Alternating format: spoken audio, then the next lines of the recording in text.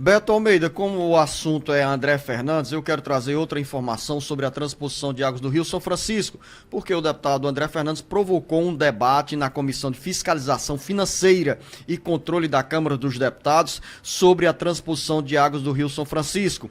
O diagnóstico, jornalista Beto Almeida, desse debate realizado na tarde dessa terça-feira em Brasília.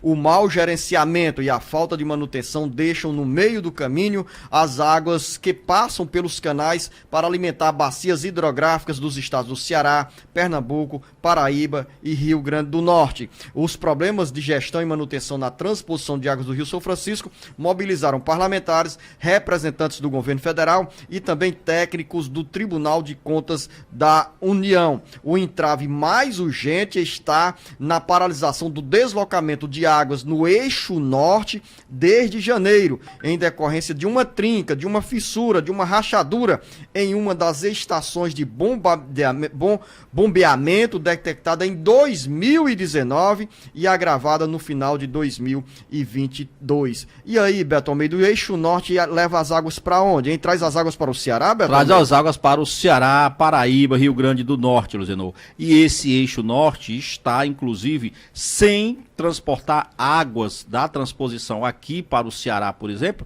já há algum tempo. Muita gente nem sabe disso, mas estão paradas as obras, a transposição das águas. E aí a transferência de águas está suspensa. Isso, está porque suspensa. Se nós compararmos a transposição com uma cesta, Beto, aquela cesta que a gente usa para carregar alimentos, né? Ela é toda furada. Ou para alguns, do seu tempo, uma tábua de pirulito. Pois é, do seu, né, também. Não, do meu não, Beto Almeida. Basta olhar os cabelos de cada um. Então, aí, voltando nessa questão aqui, tem o seguinte, olha, o deputado mexeu aqui num vespeiro, mas um vespeiro bom, porque essa questão da transposição do São Francisco está passando ao largo do debate público. Muita gente pensa que está tudo funcionando bem, que a transposição já é um sucesso, que foi entregue, que nós estamos com tranquilidade em caso, por exemplo, Luziano, de escassez hídrica. E é bom que se diga de verdade, hoje o Ceará e outros estados da região Nordeste estão muito bem com os seus reservatórios, mas já foi anunciado aí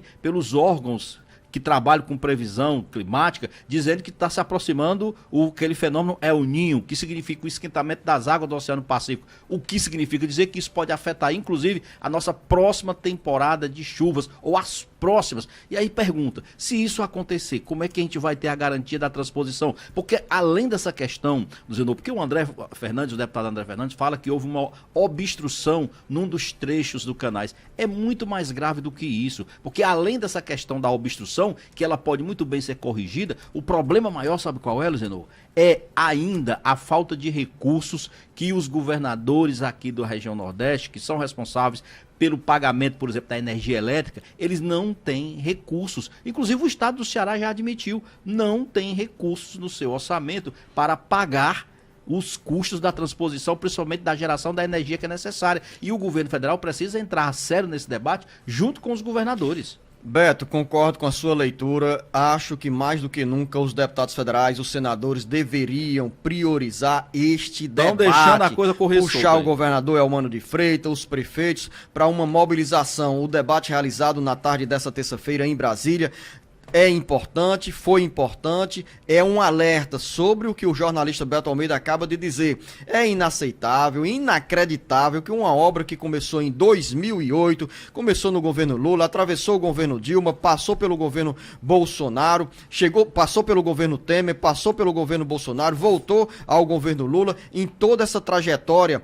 as obras do Rio São Francisco, as obras da transposição do Rio São Francisco, muitos trechos com obras mal feitas, incompletas, e infelizmente nós temos essa realidade. Então, está na hora da bancada federal do Ceará acordar, dar um grito e chamar também aqui a atenção do presidente da Assembleia Legislativa, deputado Evandro Leitão, porque a Assembleia Legislativa do Ceará sempre foi pioneira nesse debate. Então, mais do que nunca, os deputados estaduais deveriam também acordar para colocar esse assunto. Por que que as águas do Rio São Francisco não estão chegando ao Ceará? Então, é uma mobilização mobilização que envolve não apenas a classe política cearense, mas também de outros estados, da Paraíba, do Rio Grande do Norte e de Pernambuco. Inaceitável, inadmissível, Beto Almeida. É com tristeza que a gente relata esse tipo de situação, que dá esse tipo de notícia. Uma obra tão cara, tão preciosa, tão importante, porque se estivesse funcionando, este era o momento para as águas chegarem às bacias hidrográficas do Ceará. Exatamente. Porque o leito dos rios está molhado, está úmido, então permite que a água, ao bater no leito dos rios, né, não desapareça, né? O momento seria isso. E chegue a reservatórios importantes como Castanhão e como o Truçu, como o Banabuiú e tantos outros reservatórios que precisam desse aporte de águas do Rio São Francisco. Falei demais, Beto Almeida, mas a gente volta ainda, Beto Almeida, para desenrolar, porque tem regras definidas, oficializadas para você que está endividado pagar as contas. Daqui a pouco. O Ceará, Brasil e mundo ligados no jornal Alerta Geral. Alerta Geral.